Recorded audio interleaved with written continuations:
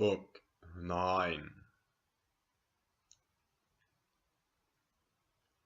While these affairs in distant places passed, the various Iris Juno sends with haste to find bold Turnus, who, with anxious thought, the secret shade of his great-grandsire sought. Retired alone, she found the daring man, and oped her rosy lips, and thus began. What none of all the gods could grant thy vows, that Turnus this auspicious day bestows. Æneas, gone to seek the Arcadian prince, has left the Trojan camp without defense, and, short of succors there, employs his pains in ports remote to raise the Tuscan swains. Now snatch an hour that favors thy designs, unite thy forces and attack their lines. This said, on equal wings she poised her weight, and formed a radiant rainbow in her flight. The Daunian hero lifts his hands, eyes, and thus invokes the goddess as she flies. Iris, the grace of heaven, what power divine has sent thee down through dusky clouds to shine? See, they divide, immortal day appears, and glittering planets dancing in their spheres. With joy these happy omens I obey, and follow to the war the gods that leads the way. Thus having said, as by the brook she stood, he scooped the water from the crystal flood. Then with his hands the drops to heaven he throws, and loads the powers above with offered vows. Now march the bold confederates through the plain, well horsed, well clad, a rich and shining train. Messapus leads the van, and in the rear the sons of Tyrus in bright arms appear. In the main battle with his flaming crest, the mighty Turnus towers above the rest. Silent they move, majestically slow, like ebbing Nile or Ganges in his flow. The Trojans view the dusty cloud from far, and the dark menace of the distant war. Caicus from the rampart saw it rise, blackening the fields and thickening through the skies.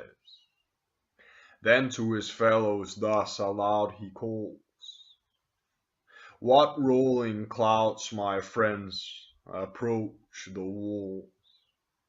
Arm, arm, and man the works, prepare your spears, and point the darts, the Latian host appears." Thus warned, they shut their gates, with shouts ascend the bulwarks, and secure their foes' attempt.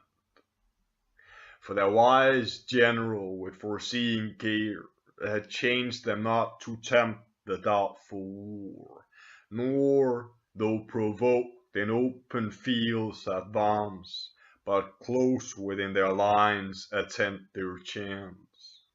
Unwilling, yet they keep the strict command, and sourly waits in arms the hostile band. The fiery Turnus flew before the rest, a peopled steed of Thracian strain he pressed. His helm of massy gold and crimson was his crest, with 20 horse to second his designs. An unexpected foe he faced the lines. Is there, he said, in arms who bravely dare his leader's honor and his danger share? Then spurring on, his brandished sword he threw, in signs of war, applauding shouts ensue. Amazed to find the dastard race that run behind the rampires and the battle shun, he rides around the camp with rolling eyes, and stops at every post and every passage tries. So roams the nightly wolf about the fold, wet with dissenting showers and stiff with cold. He howls for hunger and he grins for pain. His gnashing teeth are exercised in vain, and impotent of anger finds no way in his distended paws to grasp the prey. The mothers listen, but the bleeding lambs securely swig the duck beneath the dams. Thus ranges eager Turnus over the plain, sharp with desire and furious with disdain. Surveys each passage with a piercing sight, to force his foes in equal field to fight. Thus while he gazes round at length he spies, where, fenced with strong redoubts, their navy lies. Close underneath the walls, the washing tide secures from all approach this weaker side. He takes the wished occasion, fills his hand with ready fires, and shakes a flaming brand. Urged by his presence, every soul is warmed, and every hand with kindled fires is armed. From the fired pines the scattering sparkles fly, fat vapors mixed with flames involve the sky. What power Rome uses could avert the flame, which threatened in the fleet the Trojan name? Tell, for the fact, though length of time obscure, is hard to fate, yet shall the fame endure. 'Tis said that when the chief prepared his flight, and felt his temper from Mount Ida's height, the grandame goddess then approached her son, and with a mother's majesty begun. Grant me, she said, the sole request I bring, since conquered heaven has owned you for its king. On Ida's brows for ages past there stood, with firs and maples filled the shady wood, and on the summit rose a sacred grove, where I was worshipped with religious love. Those woods, that only grove my long delight, I gave the Trojan prince to speed his flight. Now filled with fear on their behalf I come, let neither winds overset nor waves entomb the floating forests of the sacred pine, but let it be their safety to be mine. Then thus replied her awful son, who rules the radiant stars and heaven and earth controls. How dare you, mother, endless date demand for vessels molded by a mortal hand? What then is fate? Shall bold Æneas ride, of safety certain on the uncertain tide? Yet what I can, I grant, when wafted o'er, the chief is landed on the Latian shore. Whatever ships escape the raging storms, at my command shall change their fading forms to nymphs divine and plow the watery way, like Bootes and the daughters of the sea. To seal his sacred vow by Styx he swore, the lake of liquid pitch, the dreary shore, and Phlegethon's inevitable flood, and the black regions of his brother god. He sat, and shook the skies with his imperial nod. And now at length the numbered hours were come, prefixed by fate's irrevocable doom, when the great mother of the gods was free to save her ships and finish Jove's decree.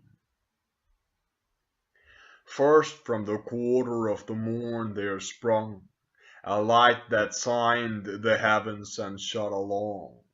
Then from a cloud fringed round with golden fires, were timbrels heard and Beresuntian choirs, and the last a voice with more than mortal sounds. Both hosts in arms opposed with equal horns. O Trojan race, your needless aid forbear, and know my ships are my peculiar care. With greater ease the bold Rutulian may, with hissing brands attempt to burn the sea, then singe my sacred pines. But you, my charge, loosed from your crooked ankles launch at large, exalted each a nymph, forsake the sand, and swim the seas at Cybele's command. No sooner had the goddess ceased to speak, when lo, the obedient ships their hawsers break, and, strange to tell, like dolphins in the main, they plunge their prows and dive and spring again. As many beauteous maids the billows sweep, as rode before tall vessels on the deep. The foes, surprised with wonder, stood aghast. Messapus curbed his fury coursers' haste. Old Tiber roared, and raising up his head, called back his warders to their oozy bed. Turnus alone undaunted bore the shock, and with these words his trampling troops bespoke. These monsters for the Trojans' fate are meant, and are by Jove for black presages sent. He takes the cowards' last relief away, for fly they cannot, and constrained to stay, must yield, unfold, a base inglorious prey. The liquid half of all the globe is lost. Heaven shuts the seas, and we secure the coast. Theirs is no more than that small spot of ground, which myriads of our mortal men surround. Their fates I fear not, or vain oracles. 'Twas given to Venus they should cross the seas, and land secure upon the Latian plains. Their promised hour is past, and mine remains. 'Tis in the fate of Turnus to destroy, with sword and fire, the faithless race of Troy. Shall such affronts as these alone inflame the Grecian brothers and the Grecian name? My cause and theirs is one, a fatal strife, and final ruin for a ravished wife. Was not enough that punished for the crime they fell, but will they fall a second time? One would have thought they paid enough before to curse the costly sex and thirst offend no more. Can they securely trust their feeble wool, a slight partition, a thin interval, betwixt their fate and them, when Troy, though built by hands divine, yet perished by their guilt? Lend me for once, my friends, your valiant hands, to force from out their lines these dastard bands. Less than 1,000 ships will end this war, nor Vulcan needs his fated arms prepare. Let all the Tuscans, all the Arcadians join, nor these nor those shall frustrate my design. Let them not fear the treasons of the night, the robbed Palladium, the pretended flight. Our onset shall be made in open light. No wooden engine shall their town betray. Fires they shall have around, but fires by day. No Grecian babes before their camp appear, whom Hector's arms detained to the 10th 30 year. Now, since the sun is rolling to the west, give we the silent night to needful rest. Refresh your bodies and your arms prepare. The morn shall end the small remains of war.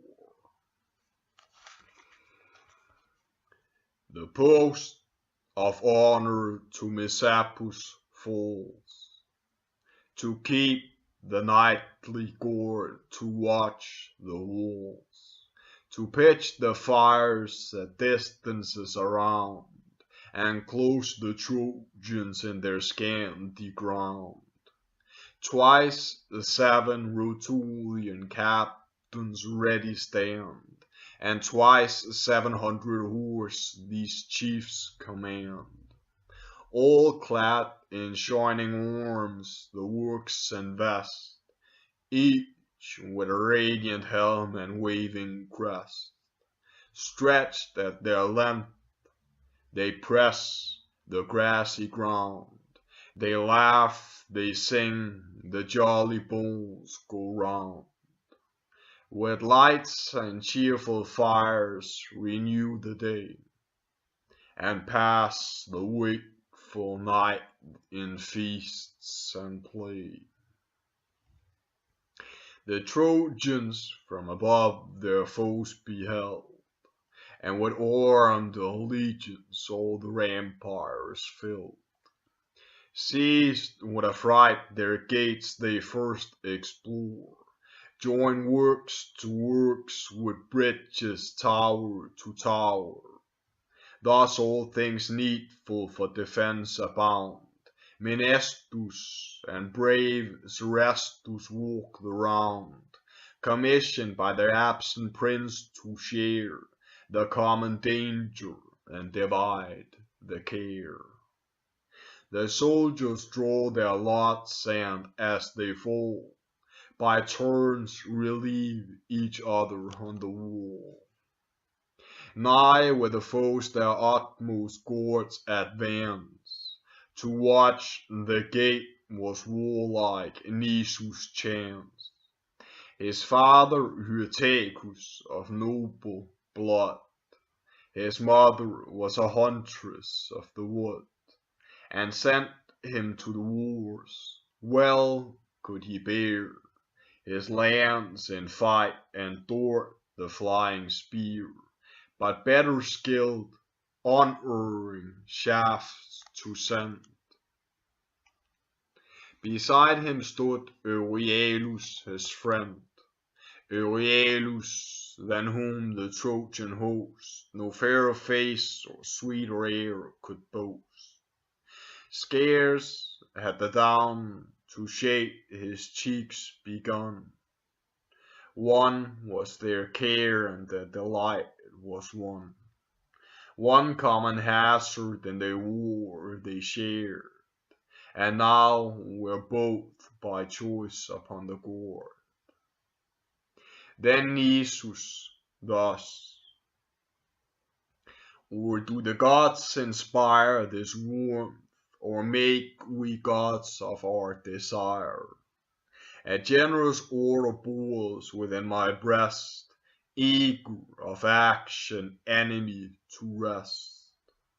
This urges me to fight, and fires my mind to leave a memorable name behind. Thou seest the foe secure, how faintly shine their scattered fires, the most in sleep supine. Along the ground an easy conquest lie. The wakeful few the fuming flagon ply, all hushed round. Now hear I what revolve, a thought unripe, and scarcely yet resolved. Our absent prince both camp and council mourn, by message both would hasten his return. If they confer what I demand on thee, for fame is recompense enough for me. Methinks beneath yon hill I have espied a way that safely will my passage guide. Vergil stood listening while he spoke, with love of praise and noble envy struck. Then to his orphan friend exposed his mind. All this alone, and leaving me behind. Am I unworthy, Æneas, to be joined?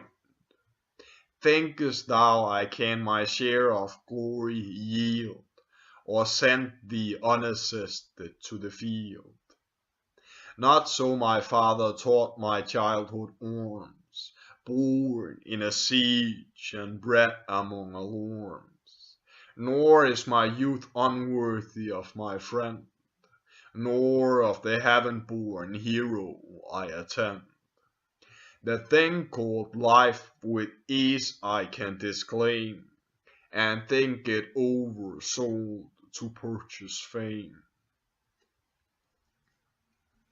Then Æneas thus: alas, thy tender years would minister new matter to my fears. So may the gods who view this friendly strife restore me to thy loved embrace with life, condemned to pay my vows, as sure I trust. This thy request is cruel and unjust. But if some chance, as many chances o'er, and doubtful hazards in the deeds of war, if one should reach my head there, let it fall, and spare thy life, I would not perish all. Thy bloomy youth deserves a longer date. Live thou to mourn thy love's unhappy fate. to bear my mangled body from the foam, or buy it back and funeral rites bestow. Or, if hoard fortune shall those dues deny, thou canst at least an empty tomb supply. Oh, let not me the widow's tears renew, nor let a mother's curse my name pursue. Thy pious parent, who, for love of thee, forsook the coasts of friendly Sicily, her age committing to the seas and wind, when every weary matron stayed behind. To this, Æneas, you plead in vain, and but protract the course you cannot gain.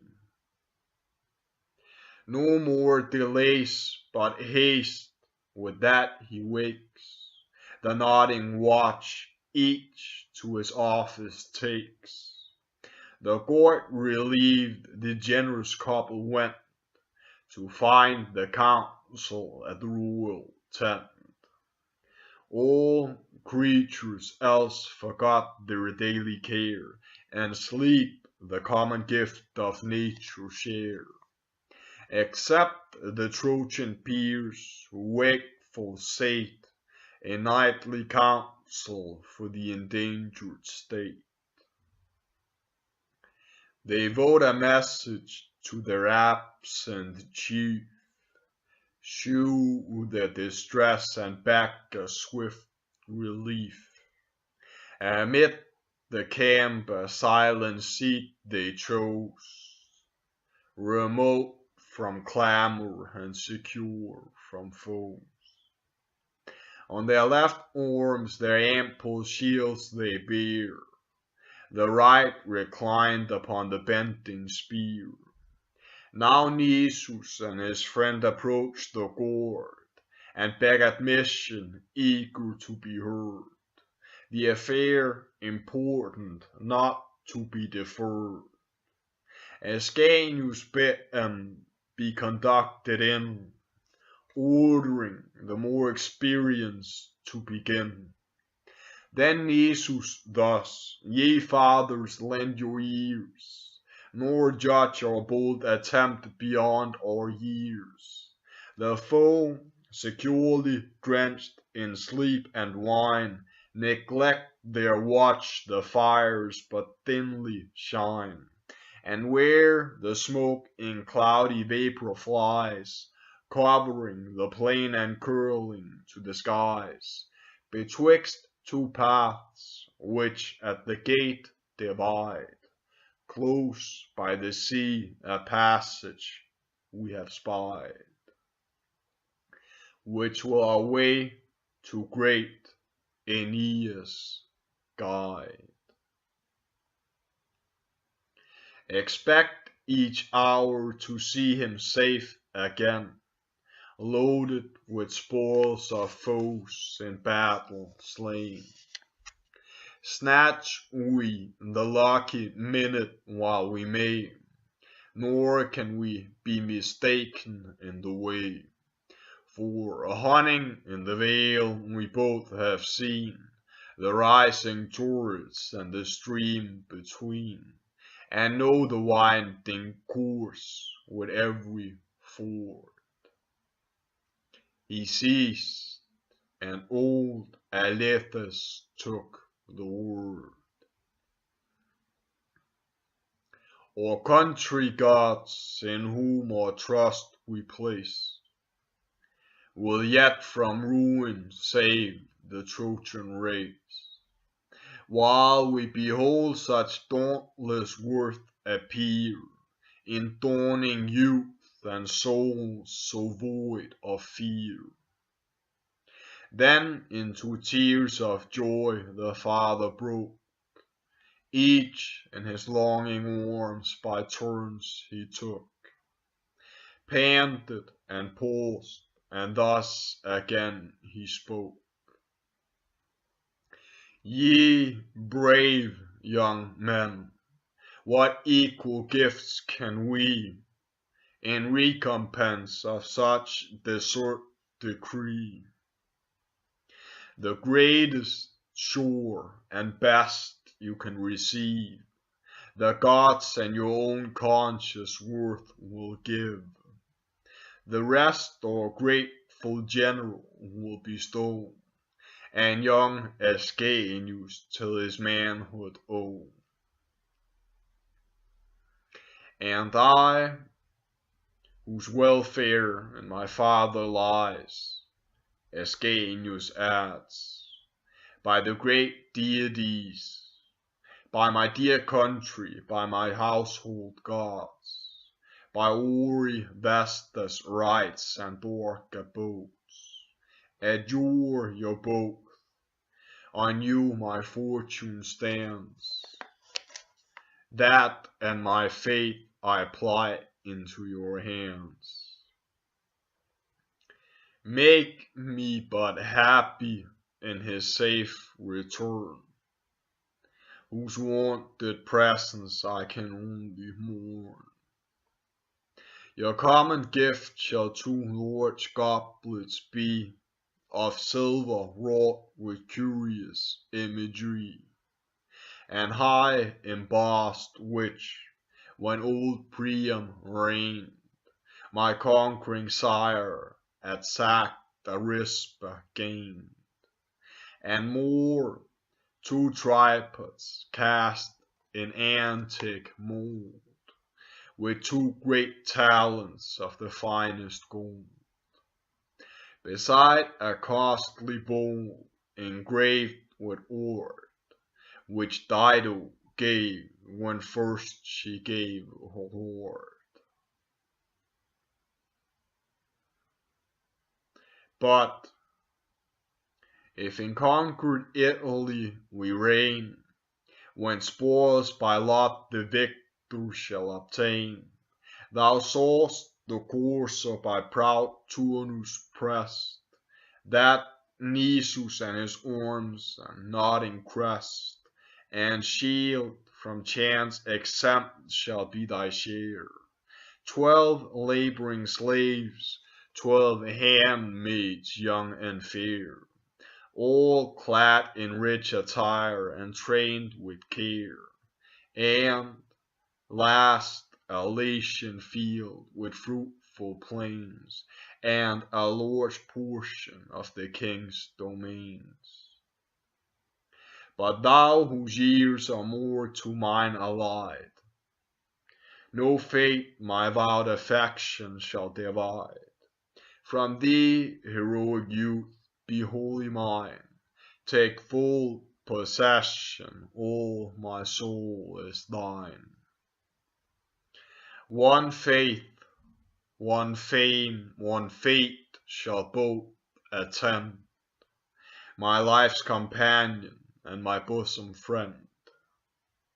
My peace shall be committed to thy care, and to thy conduct my concerns in war.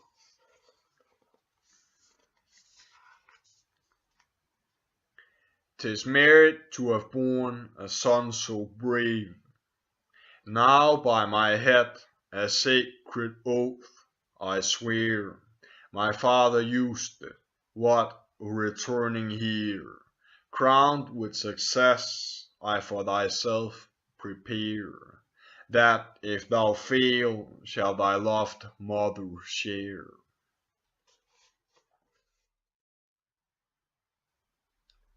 He said, and weeping while he spoke the word, from his broad belt he drew a shining sword, magnificent with gold Lycaon made, and in an ivory scabbard sheathed the blade.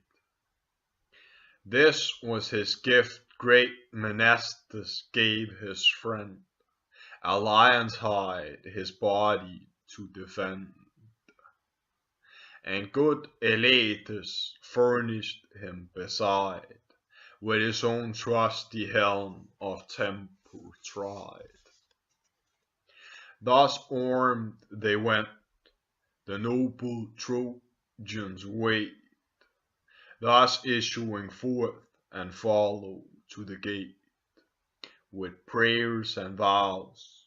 Above the rest appears Æneas, manly far beyond his years, and messages committed to their care, which all in winds were lost and flitting air. The trenches first they passed, then took their way, where their proud foes in pitched pavilions lay. Too many fatal o'er themselves were slain.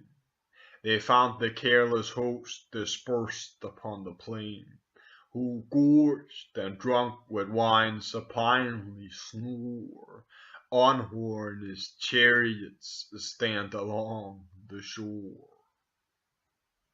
Amidst the wheels and reins the goblet by, a medley of debauch and war they lie.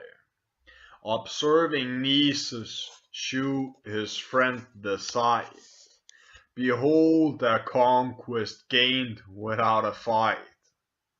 Occasion offers, and I stand prepared.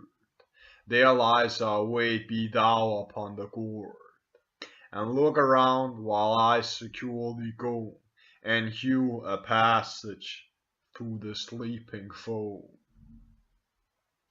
Softly he spoke, then striding took his way, with a drawn sword where hawk Turnus lay, his head raised high on tapestry beneath, and heaving from his breast he drew his breath.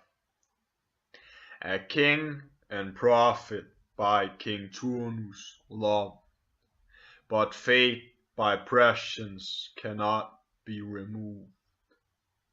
Him and his sleeping slaves he sent, then spies where Remus with his rich retinue lies. His armor-bearer first and next he kills, his charioteer entrenched betwixt the wheels, and his loved horses last invades their lord. Full on his neck he drives the fatal sword. The gasping head flies off, a purple flood flows from the trunk that welters in the blood, which by the spurning heels dispersed around the bed besprinkles and bedews the ground. Remus the bold and Lemurus the strong he slew, and then Serranus fair and young. From dice and wine the youth retired to rest, and puffed the fumy god from out his breast. Even then he dreamt of drink and lucky play, more lucky had it lasted till the day. The famished lion thus with hunger bold overleaps the fences of the nightly fold, and tears the peaceful flocks with silent awe. Trembling they lie and pant beneath his paw. Nor with less rage Aurelius employs the wrathful sword, or fewer foes destroys.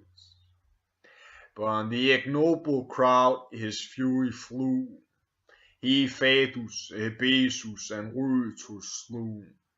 Oppressed with heavy sleep the former fell, but Rhoetus wakeful and observing all. Behind the spacious door he slinked for fear, the fatal iron found and reached him there. For as he rose it pierced his naked side, and reeking, thence returned in crimson dyed.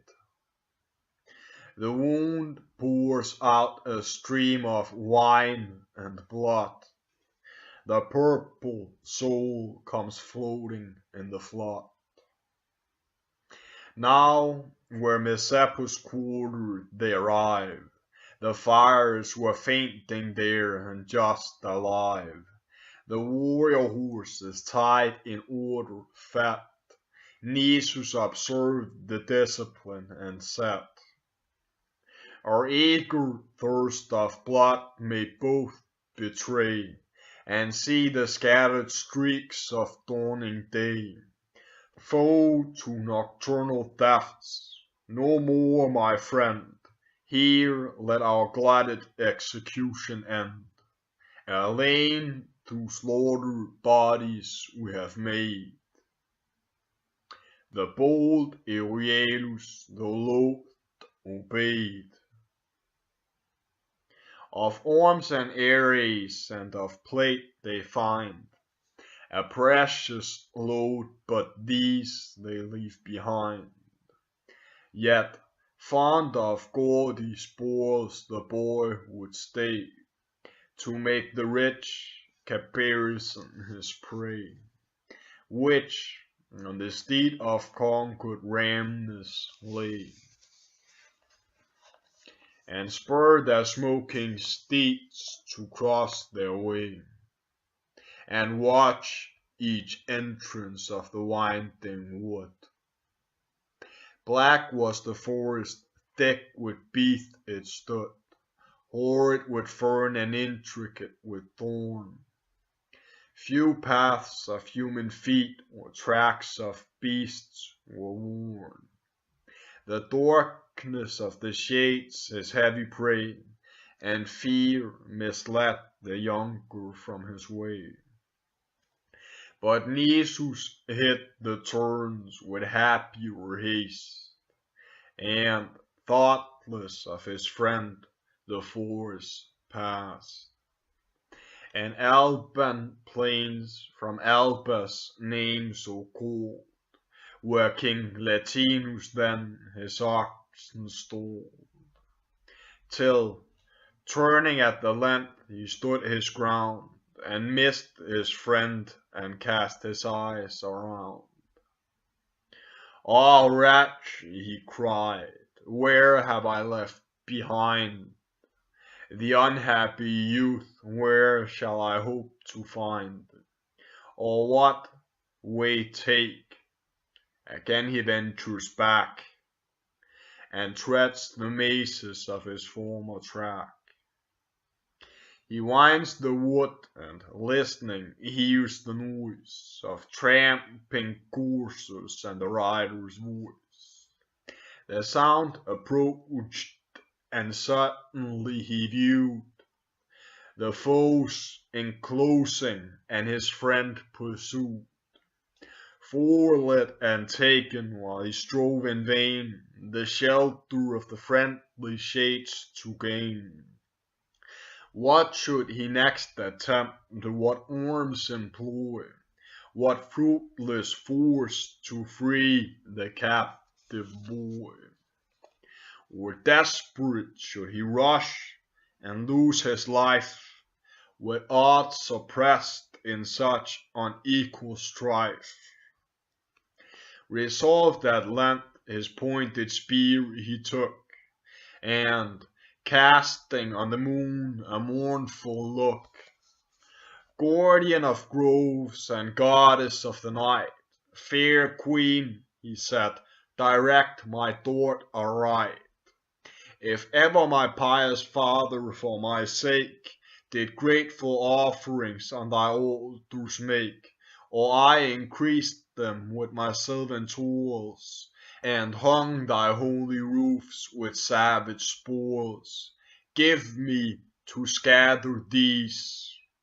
Then from his ear he poised and aimed and launched the trembling spear.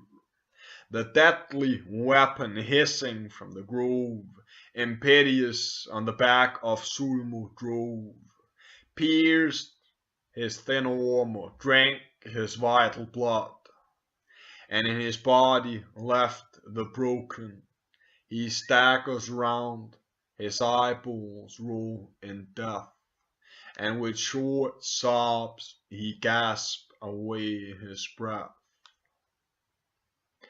All stand amazed, a second javelin flies, with equal strength and quivers to the skies. This through thy temples, Tagus, forced the way, and in the brain pan warmly buried lay. Fierce Volscens foams with rage, and gazing round, descried not him who gave the fatal wound, nor knew to fix revenge. But thou, he cries, shalt pay for both, and at the prisoner flies with his drawn sword. Then struck with deep despair, that cruel sight the lover could not bear, but from his covert rushed in open view, and sent his voice before him as he flew. Me, he cried, turn all your swords alone. On me the fact confessed, the fault my own.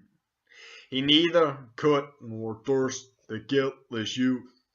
Ye moon and stars bear witness to the truth. His only crime, if friendship can offend, is too much love to his unhappy friend. Too late he speaks, the sword which fury guides, driven with full force, had pierced his tender sides. Down fell the beauteous youth. The yawning wound gushed out a purple stream and stained the ground. His snowy neck reclines upon his breast, like a fair flower by the keen share oppressed, like a white poppy sinking on the plain, whose heavy head is overcharged with rain. Despair and rage and vengeance justly vowed drove Nisus headlong on the hostile crowd. Volscens he seeks, on him alone he bends, borne back and bored by his surrounding friends. Onward he pressed and kept him still in sight, then whirled aloft his sword with all his might. The unerring steel descended while he spoke, peered his wide mouth and through his weasand broke. Dying he slew, and staggering on the plain, with swimming eyes he sought his lover slain. Then quiet on his bleeding bosom fell, content in death to be revenged so well. O happy friends, for if my verse can give immortal life, your fame shall ever live, fixed as the capital's foundation lies, and spread wherever the Roman eagle flies. The conquering party first divide the prey, then their slain leader to the camp convey. With wonder as they went, the troops were filled to see such numbers whom so few had killed. Serranus, Rhamnus, and the rest they found, vast crowds the dying and the dead surround, and the yet reeking blood overflows the ground. All knew the helmet which Messapus lost, but mourned the purchase that so dear had cost. Now rose the ruddy morn from Titan's bed, and with the dawn of days the skies overspread. nor long the sun his daily course withheld, but added colors to the world revealed.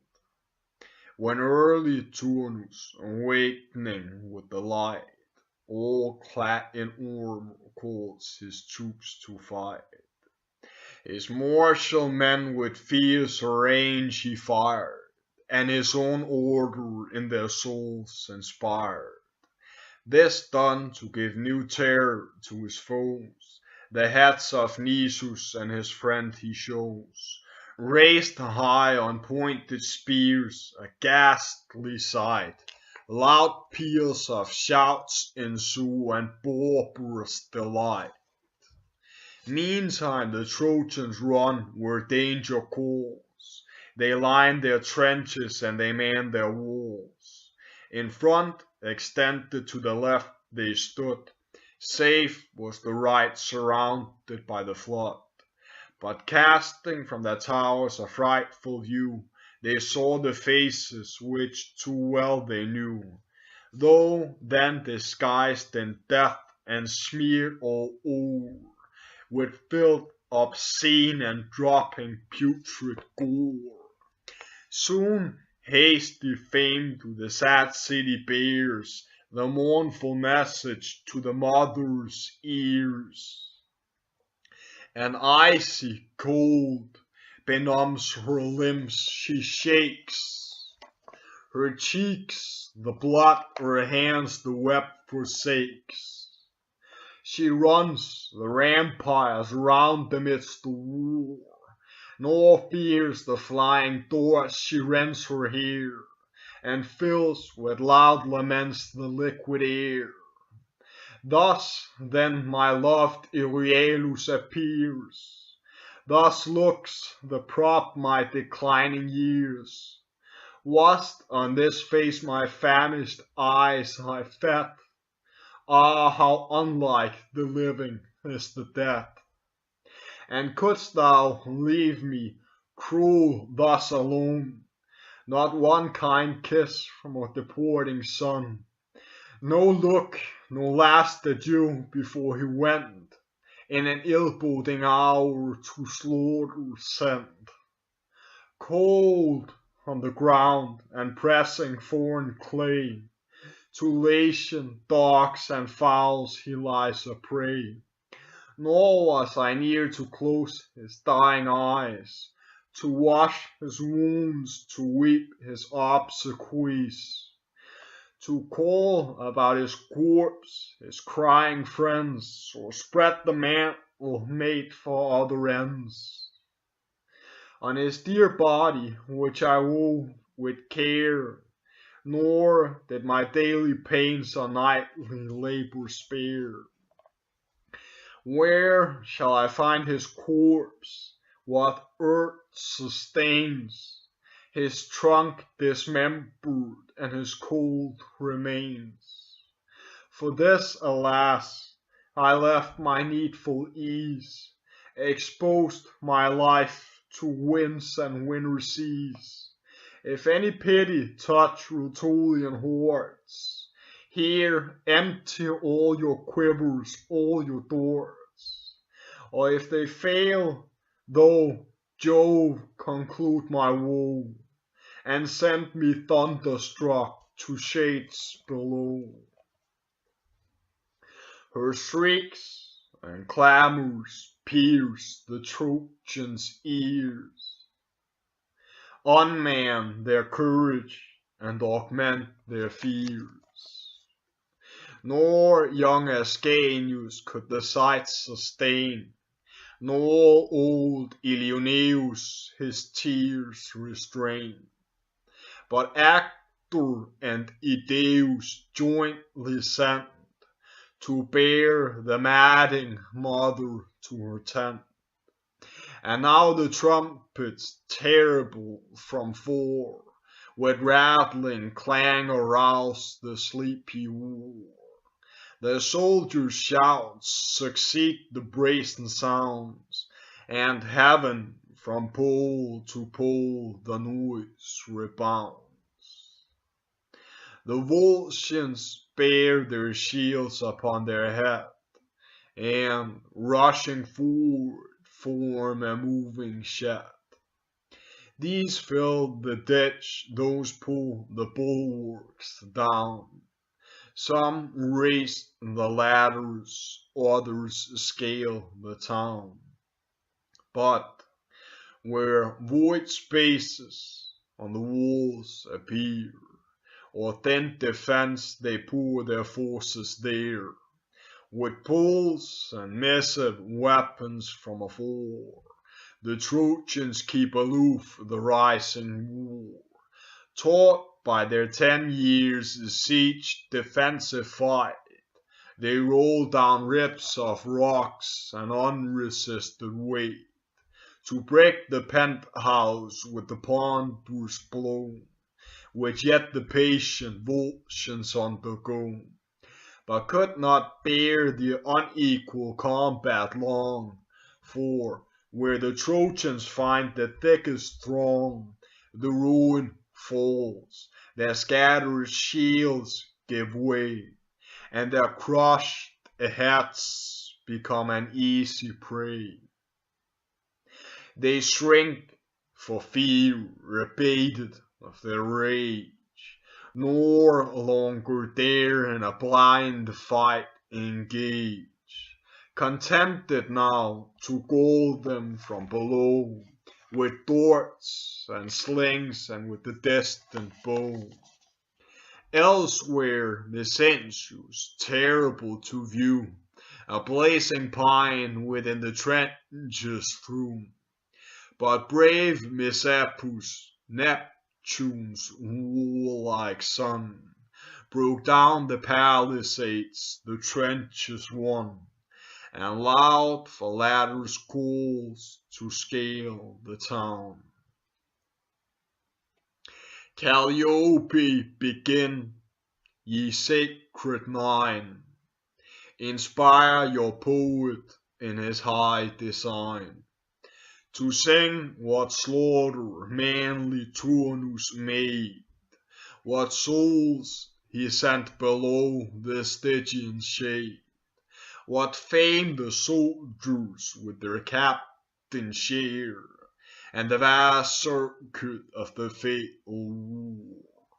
For you in singing martial facts excel, you best remember and alone can tell. There stood a tower, amazing to the sight, built up of beams and of stupendous height. Art and the nature of the place conspired to furnish all the strength that war required. To level this the bold Italians join, the wary Trojans obviate their design.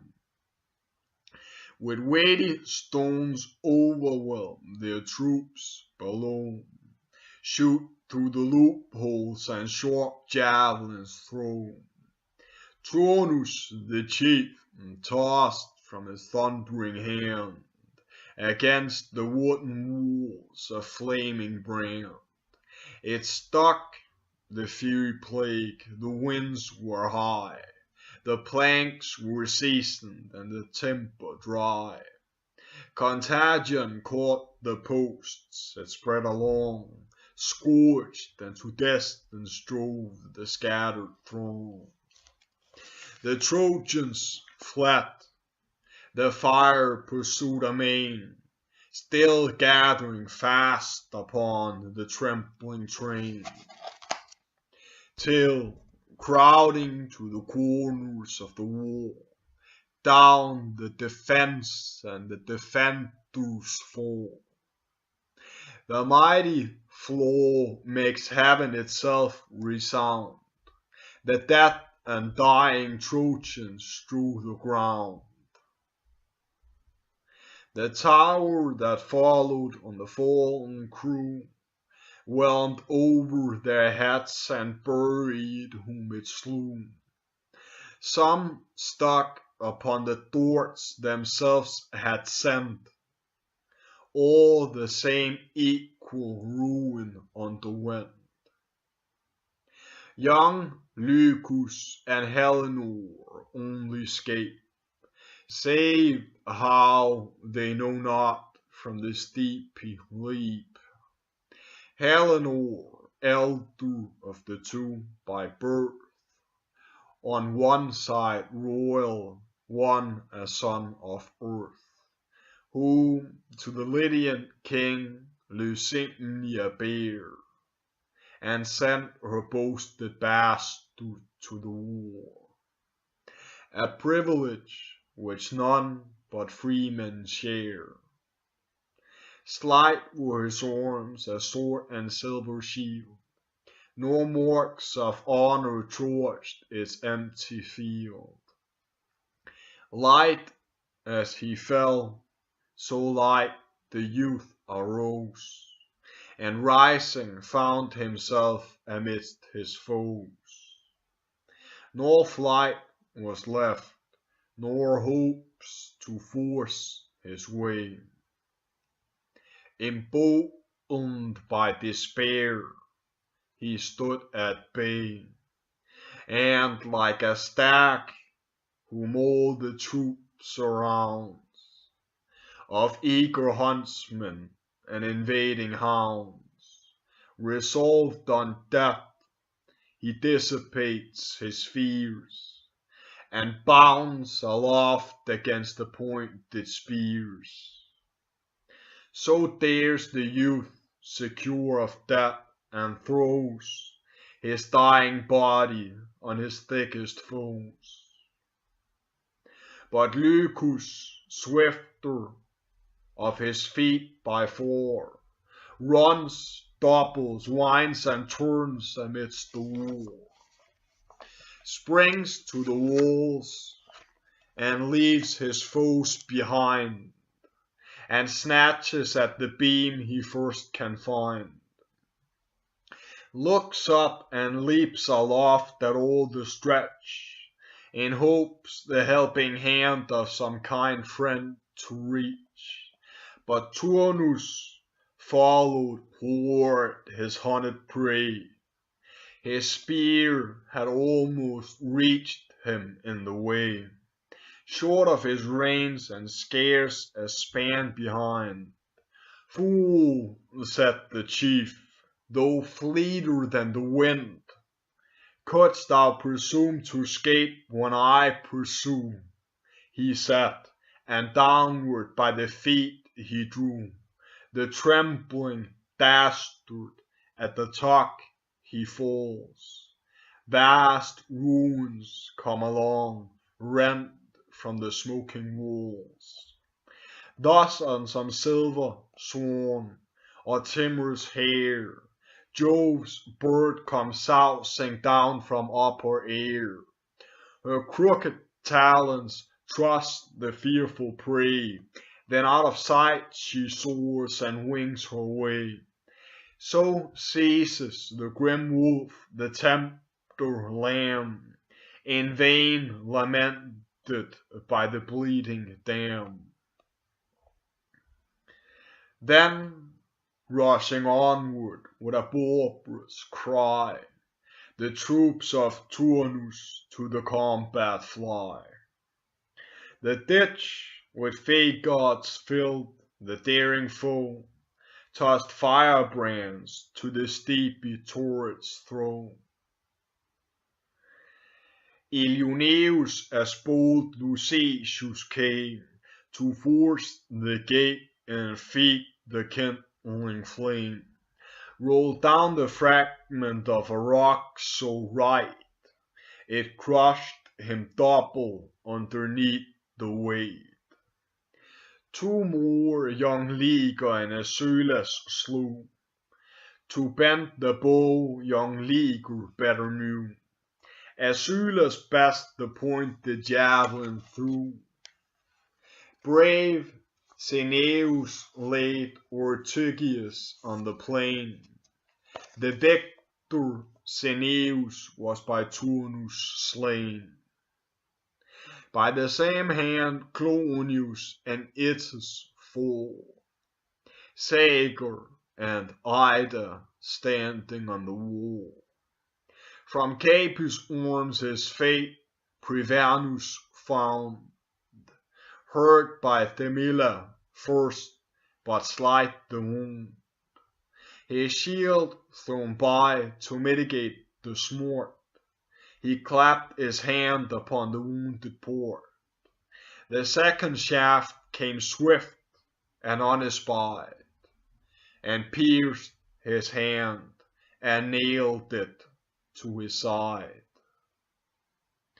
Transfixed his breathing lungs and beating heart, the soul came issuing out and hissed against the door. The son of Orsons shone amid the rest, in glittering armor and the purple vest.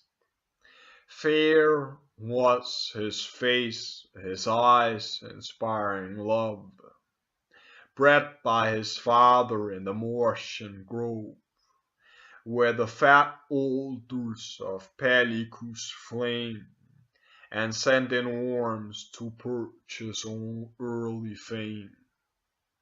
Him, when he spied from far the Tuscan king, laid by the lance and took him to the sling. Thrice whirled the thong around his head and through the heated lead, half melted as it flew. It pierced his hollow temples and his brain. The youth came tumbling down and spurned the plain.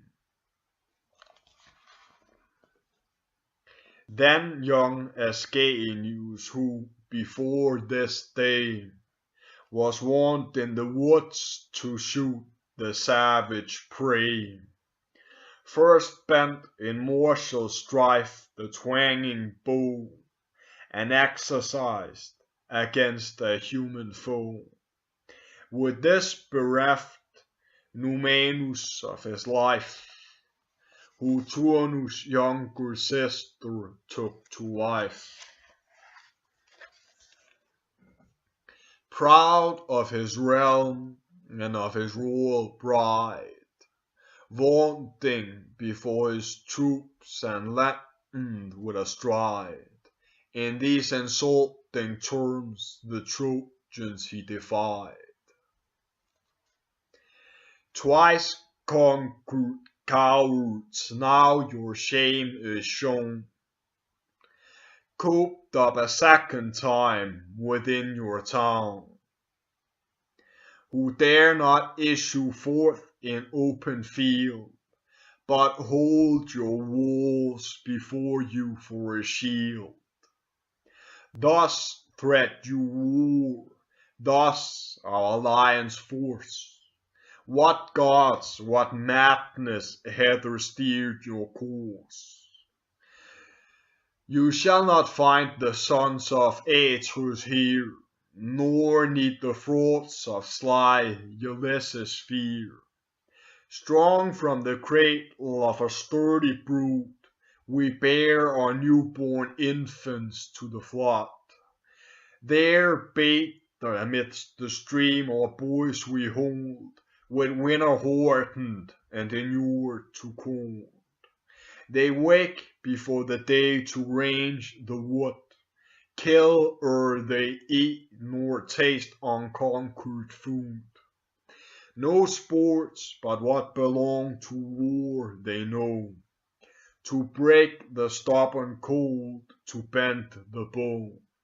Our youth of labor patient earn their bread, hardly they work, with frugal diet fed. From plows and harrows sent to seek renown, they fight in fields and storm the shaken town. No part of life from toils of war is free, no change in age or difference in degree. We plow and till in arms, our oxen feel, instead of goats, the spur and pointed steel. The inverted lance makes furrows in the plain, even time that changes all, yet changes us in vain. The body, not the mind, nor can control the immortal vigor or abate the soul. Our helms defend the young, disguise the grey. We live by plunder and delight in prey. Our vests embroidered with rich purple shine, in sloth your glory, and in dances join. Your vests have sweeping sleeves with female pride. Your turbans underneath your chins are tied. Go, Phrygians, to your Dindymus again.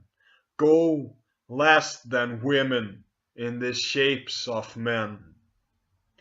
Go, mixed with eunuchs and the mother's rites, where with unequal sound the flute invites. Sing, dance, and howl by turns in Æneid's shade. Resign the war to men who know the martial trade.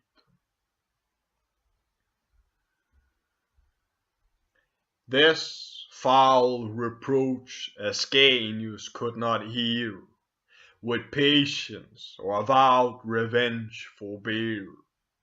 At the full stretch of both his hands he drew, and almost joined the horns of the tuck ewe. But first, before the throne of Jove he stood, and thus with lifted hands invoked the god. My first attempt, great Jupiter, succeed. An annual offering in thy grove shall bleed. A snow-white steer before thy altar let, who, like his mother, bears aloft his head, butts with his threatening brows and bellowing stands, and dares the fight, and spurns the yellow sands.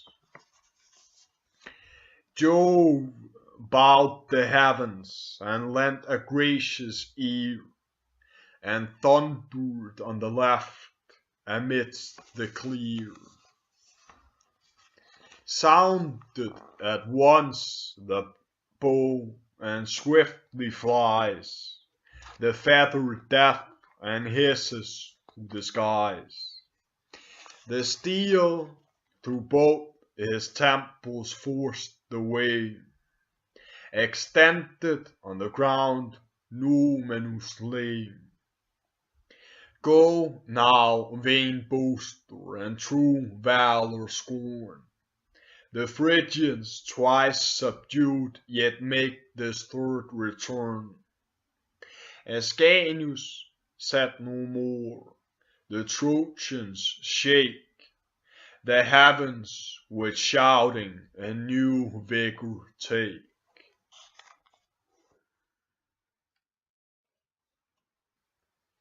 Apollo then bestrode a golden cloud, to view the feats of arms and fighting crowd. And thus the beardless victor he bespoke aloud. Advance, illustrious youth, increase in fame, and wide from east to west extend thy name. Offspring of gods thyself, and Rome shall owe to thee a race of demigods below. This is the way to heaven, the powers divine, from this beginning date the Julian line. To thee, to them, and their victors' heirs, the conquered war is due, and the vast world is theirs. Troy is too narrow for thy name, he said, and plunging downward shot his radiant head.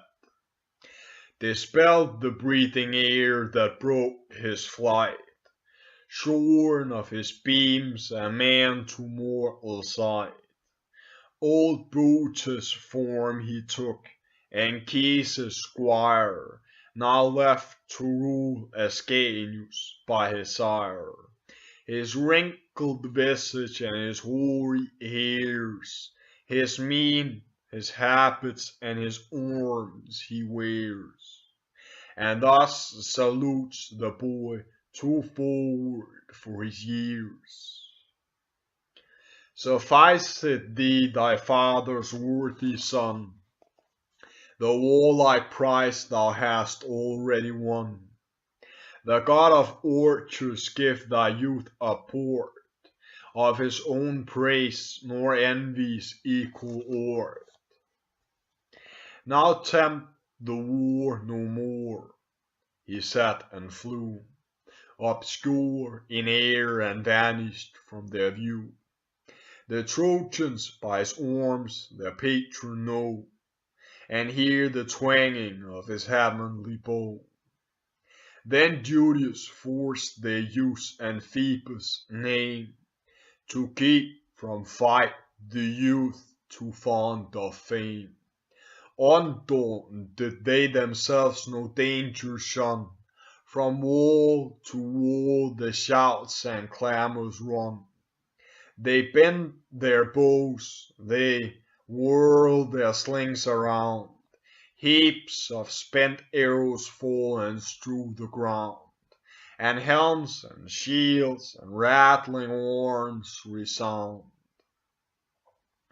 The combat thickens like the storm that flies from westward when the showery kids arise. Or pattering hail comes pouring on the main when Jupiter descends in hordened rain. Or bellowing clouds burst with a stormy sound, and with an armed winter strew the ground.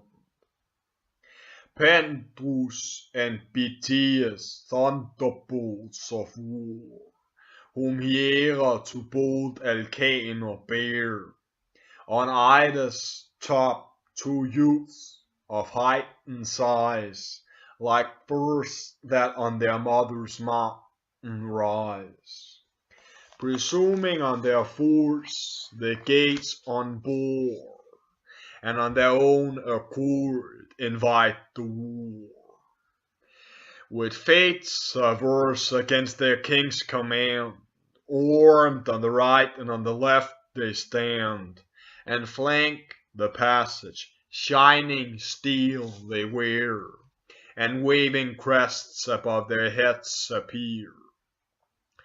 Thus 2 tall oaks that Padus' banks adorn, lifts up to heaven their leafy hats unshorn, and overpressed with nature's heavy load, dance to the whistling winds and at each other nod. In flows a tide of Latians when they see the gate set open and the passage free. Bold Quercens with rash Tamarus rushing on, Equicolus that in bright armor shone, and Haemon first, but soon repulsed they fly, or in the well-defended pass they die. These with success are fired, and those with rage, and each on equal terms at length engage. Drawn from their lines and issuing on the plain, the Trojans hand to hand the fight maintain. Fierce Turnus in another quarter fought, when suddenly the unhopped for news was brought. The foes had left the fastness of their place, prevailed in fight and had his men in chase. He quits the attack and, to prevent their fate, runs where the giant brothers guard the gate. The first he met, Antipater the brave, but base, begotten on a Theban slave. Sarpedon's son he slew, the deadly dart found passage through his breast and pierced his heart. Fixed in the wound the Italian cornel stood, warmed in his lungs and in his vital blood. Aphidnus next, and Rhamanthus dies, and Meropes and the gigantic size of Phidias threatening with his ardent eyes. Not by the feeble dart he fell oppressed, a dart were lost within that roomy breast, but from a knotted lance, large, heavy, strong, which roared like thunder as it whirled along. Not two bull hides the impetuous force withhold, nor coat of double mail with scales of gold. Down sunk the monster bulk and pressed the ground, his arms and clattering shields on the vast body sound. Not with less ruin than the Bajan mole, raised on the seas the surges to control. At once comes tumbling down the rocky wall, prone to the deep the stone's disjointed fall of the vast pile, the scattered ocean flies, black sands, discolored froth and mingled mud arise. The frighted billows rolled and seek the shores, then trembles Procuta, then Aegea roars. Typhoeus thrown beneath by Jove's command, astonished at the flaw that shakes the land, soon shifts his weary sight and, scarce awake, with wonder feels the weight press lighter on his back. The warrior god the Latian troops inspired, new strung their sinews and their courage fired, but chills the Trojan hordes with cold affright. Then black despair precipitates their flight. When Pandarus beheld his brother killed, the town with fear and wild confusion filled. He turned the hinges on the heavy gate with both his hands and adds his shoulders to the weight. Some happier friends within the walls enclosed, the rest shot out to certain death exposed. Full as he was and frantic in his care, to admit young Turnus and include the war, he thrust amid the crowd securely bold, like a fierce tiger penned amid the fold. Too late his blazing buckler they descry, and sparkling fires that shot from either eye. His mighty members and his ample breast, his rattling armor and his crimson crest.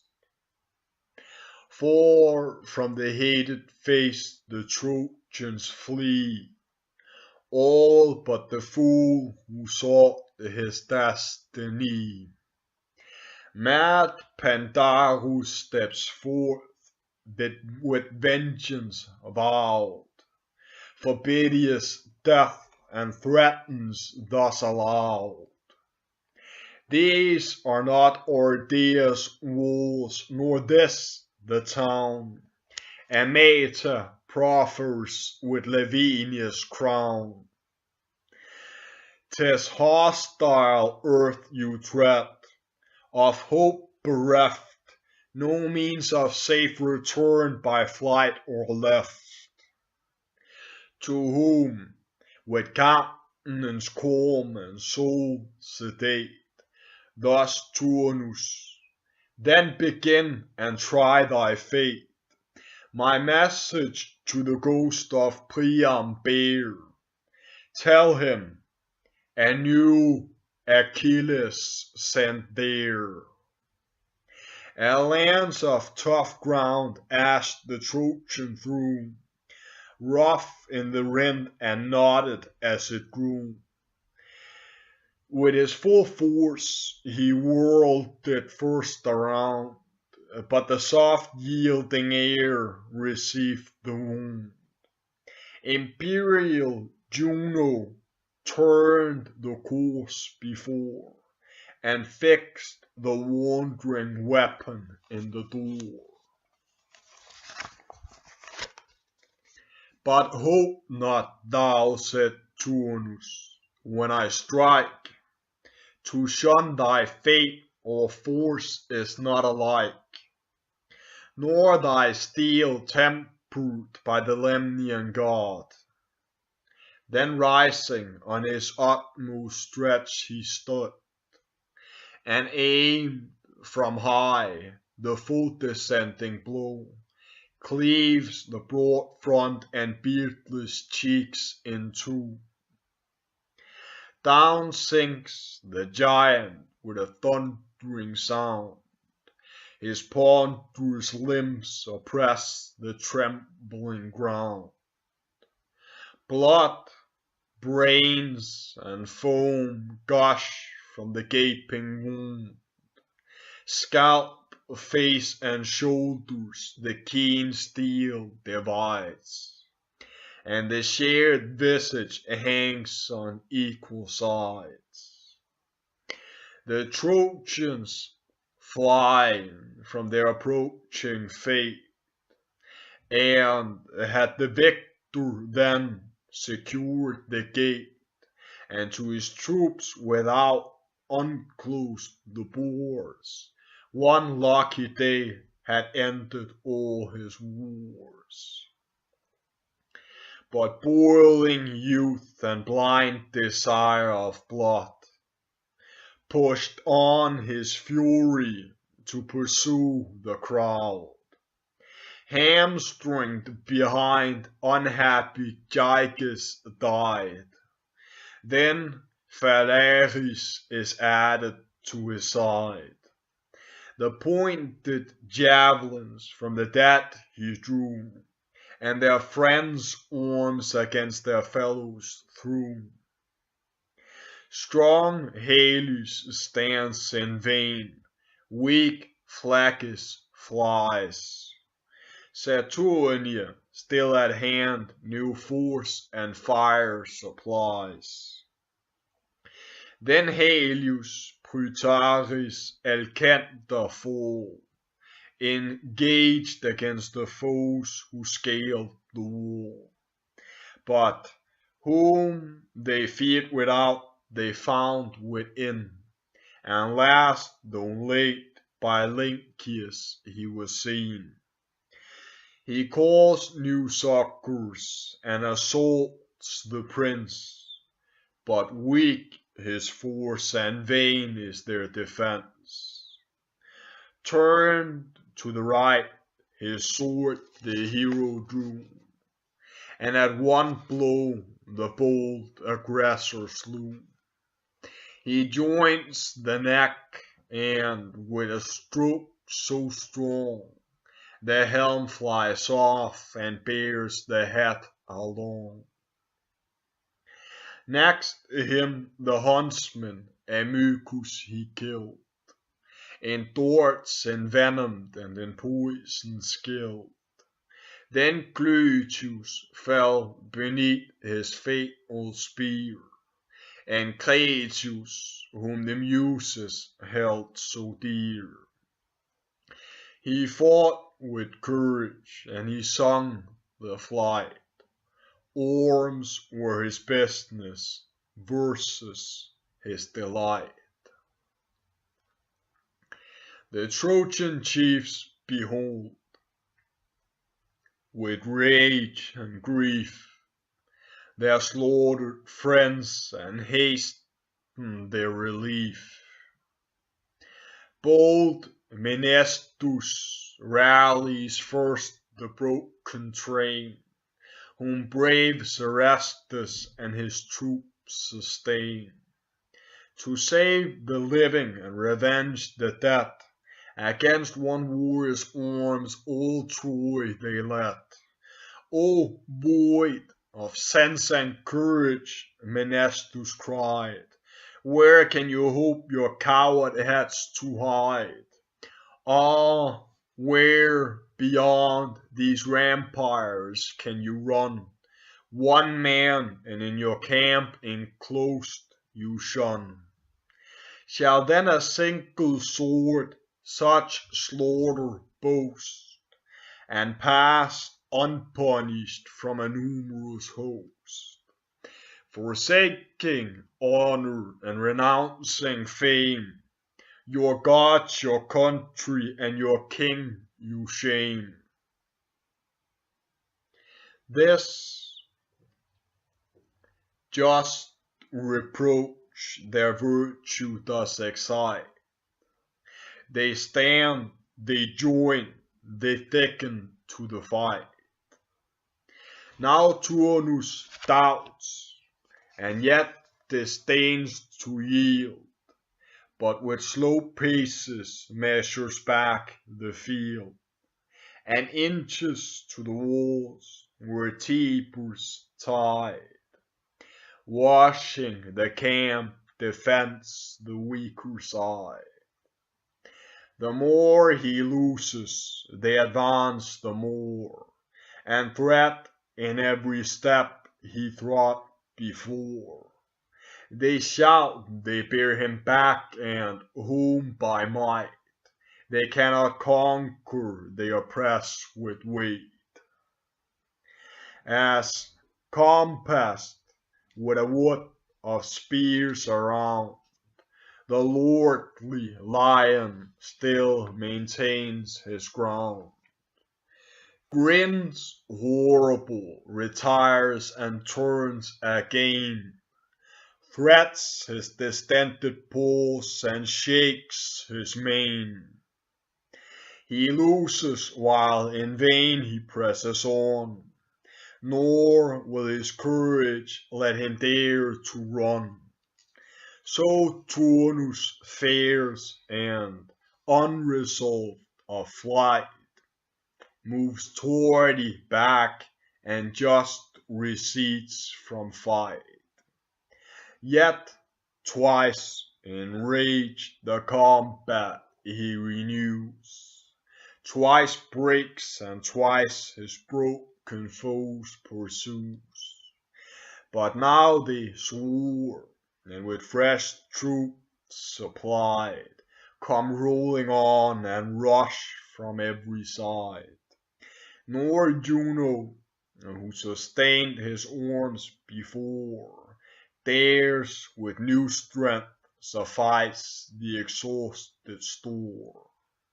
For Jove with sour commands sent Iris down to force the invader from the frighted town. With labor spent no longer can he wield the heavy falchion or sustain the shield, overwhelmed with darts which from afar they fling, the weapon round his hollow temples ring. His golden helm gives way with stony blows, battered and flat and beaten to his brows. His crest is rashed away, his ample shield is falsified and round with javelins filled. The foe now faint, the Trojans overwhelm, and Menestus lays hold load upon his helm. Sick sweat succeeds, he drops at every pore, with driving dust his cheeks are passed o'er. Shorter and shorter every gasp he takes, and vain efforts and hurtless blows he makes.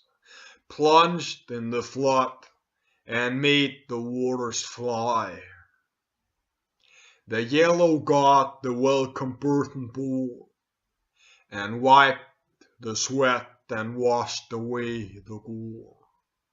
Then gently wafts him to the farther coast, and sends him safe to cheer his anxious host.